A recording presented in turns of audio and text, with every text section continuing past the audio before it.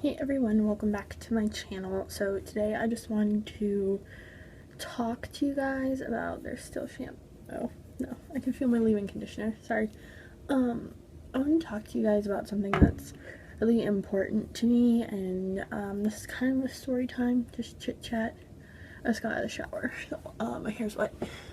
But I know I touched on it before in my what I got for Christmas haul, but I really wanted to talk about it more in depth because I think it's something that really needs to be brought to the forefront and needs to be looked at more. And that's POTS syndrome. I have POTS. None of my friends have POTS. No one I'm related to has POTS. And basically what it is a heart condition. And when I went on my hiatus before I did my 25 days of makeup, I was going through a lot with POTS. But we'll get into that in a second. So let me just explain to you what it is. I have the little definition on my phone here.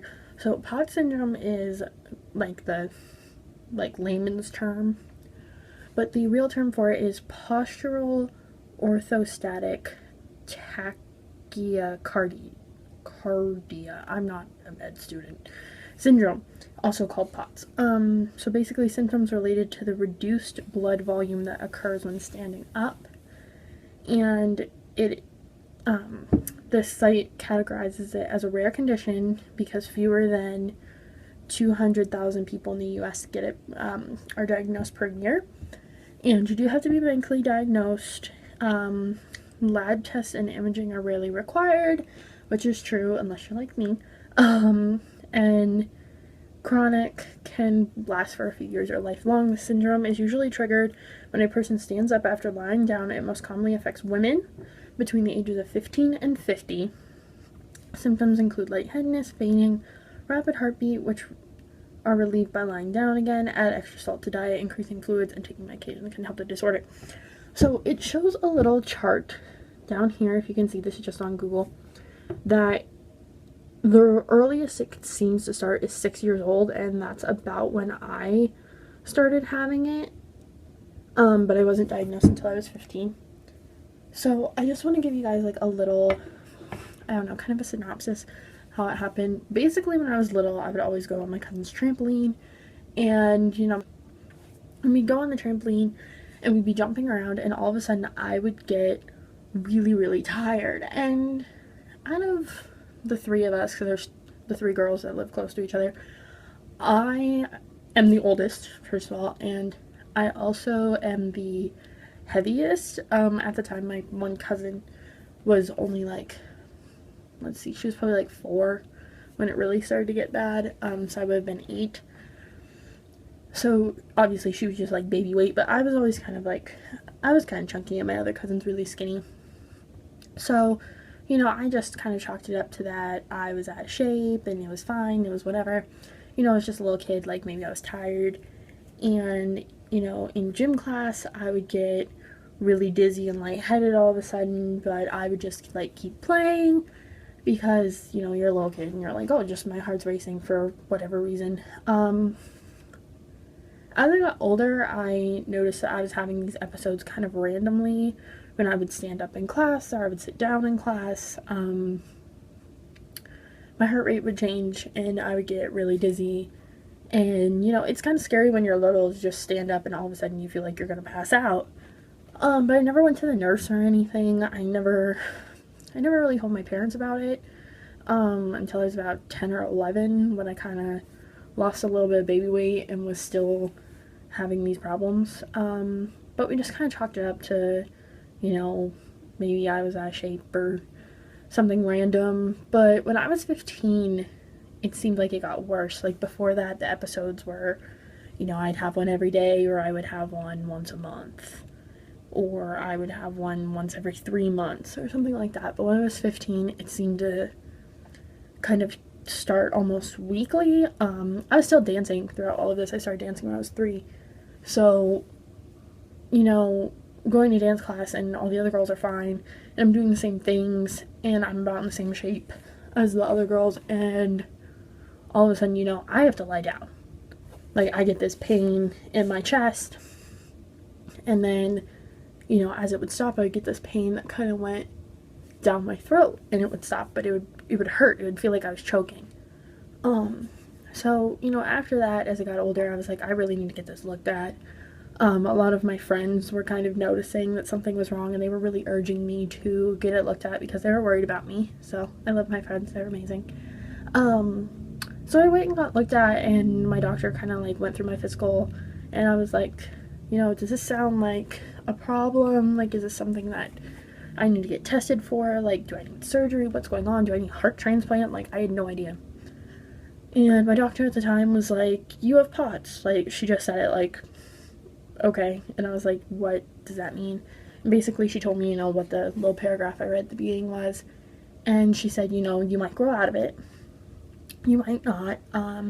With me, the age I was at the time, I was already 15. And having it for so long, they said basically, like, it's not going to go away. But I could still do everything that I was allowed to do. And, like, I could do gym class. I was in color guard at the time, so I could do color guard. I could dance, I could do everything, but when it started, I needed to lie down immediately to prevent, basically, my heart from exploding. Or, you know, me passing out and things happening while I was passed out.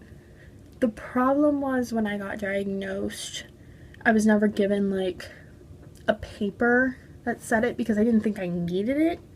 Like, she said, you know, like, people don't know what this is, but if you say you have a heart problem, you know, I shouldn't need to write a letter.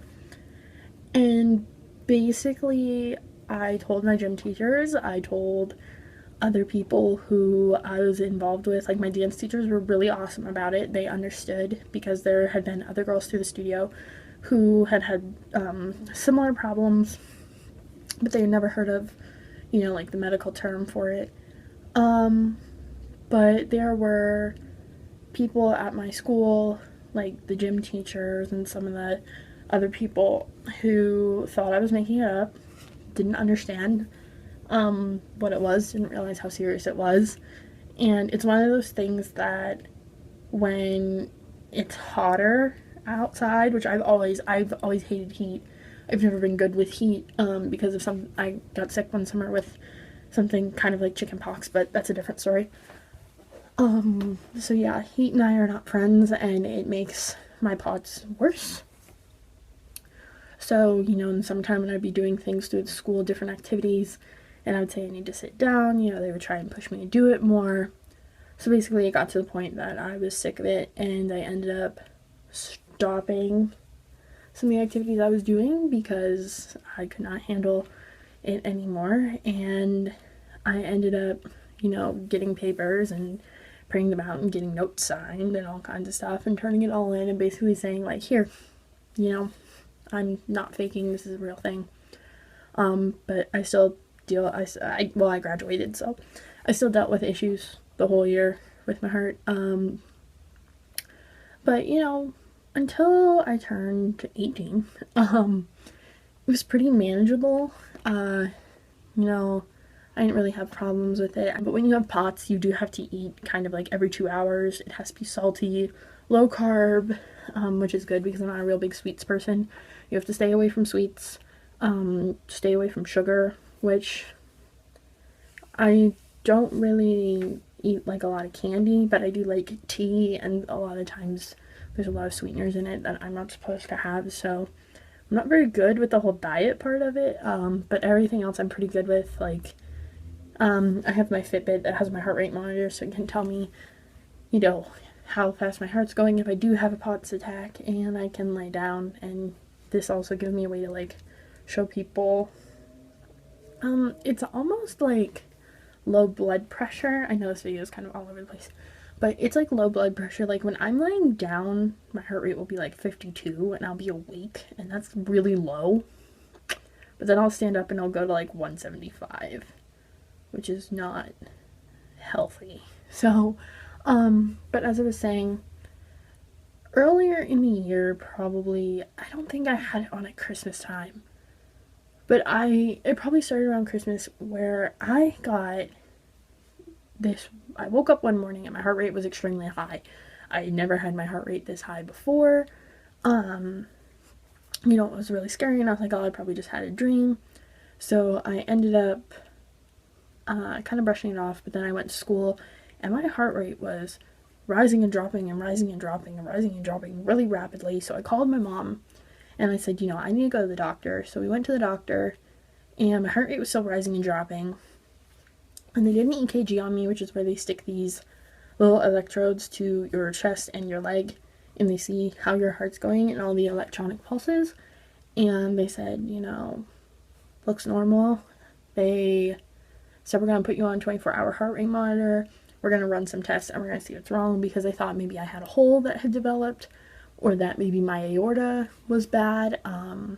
Lots of scary terms I was not ready to hear. I was afraid that they were going to have to take like a valve out of my leg and put it into my heart or something. It was kind of scary, so I was dealing with that. You know, as an 18-year-old kid, you don't want to hear that, you know, you might need heart surgery. It's spooky. So I went and got the sonogram done on my heart, and they said there was nothing immediately that they could see. They sent me for blood work, which I hate blood work. Again, they found nothing. They said my blood counts were normal, so that kind of ruled out any sort of cancer or tumors being in my heart, which was awesome. And they put me on a 24-hour heart monitor, and they got nothing. Then they said, well, since you're still having problems, we're going to put you on a month-long monitor. And that's when I took my hiatus from YouTube, because I had these sticky electrodes on my chest, on my rib cage, and attached to my hip. I had to do dance team with my heart rate monitor on. It sucked. And I reported symptoms. Like, I had a little PDA that I reported symptoms on, and they would call and kind of say, oh, like, you reported symptoms, yada yada yada. And I was like, yeah. And then they called me like 3 months after I gave the heart rate monitor back and said there's nothing wrong. I'm still waking up with a heart rate of 105, well, more than that actually, and you're telling me there's nothing wrong. So I've been through a lot of crap with the cardiologist. They were like, oh, well, we'll put you on medication, and I do not like medication. I'm not good at taking pills, first of all, and second of all, I just don't like it. Like, prescription drugs scare me, kind of. They are just not, they're not my forte. So I rather do things differently, kind of just push through. But they put me on medication, and it was making me really, really sick, and it was making me feel worse. So I stopped taking it, and I kind of basically haven't spoken to my cardiologist since then. It's probably not the smartest thing to do, and I don't advise you do that. But since I've stopped taking the medication, I've only had 3 or 4 incidences of me waking up, and I've had, I think, 4 POTS episodes. But, you know, basically what I wanted to talk to you guys about is that there's so many people who go undiagnosed, and it ends up affecting them much worse than it does me. There are people who need to lie down in the grocery store because it's so bad, you know, that can't eat any chocolate, that can't, which I know that sounds like so minimal, but it really affects their lives. So I just kind of wanted to bring it to the forefront, and if you think that you have POTS syndrome, I would definitely go talk to your doctor about it, because it is something that becomes really dangerous if you leave it untreated. And you may not need medication, you know, rarely you need medication, but this video is already like 15 minutes long. So if you guys have any questions about POTS, put it down below. I'm more than happy to answer them. If you need help with different things and you know you have POTS, let's get a little conversation going. Or if you have it and you have some tips, please leave them down below, because I'm always looking for new ways to kind of manage my heart and make myself a little bit healthier. So I hope you guys have a great day, and this was kind of a heavy topic. I hope I didn't just ramble for 15 minutes. Probably did. That's okay. Yeah, I will see. Maybe I'll do a part 2 as I get older. Yeah, but that's about it. So I'm gonna go watch some TV because my back hurts. So I will see you guys later.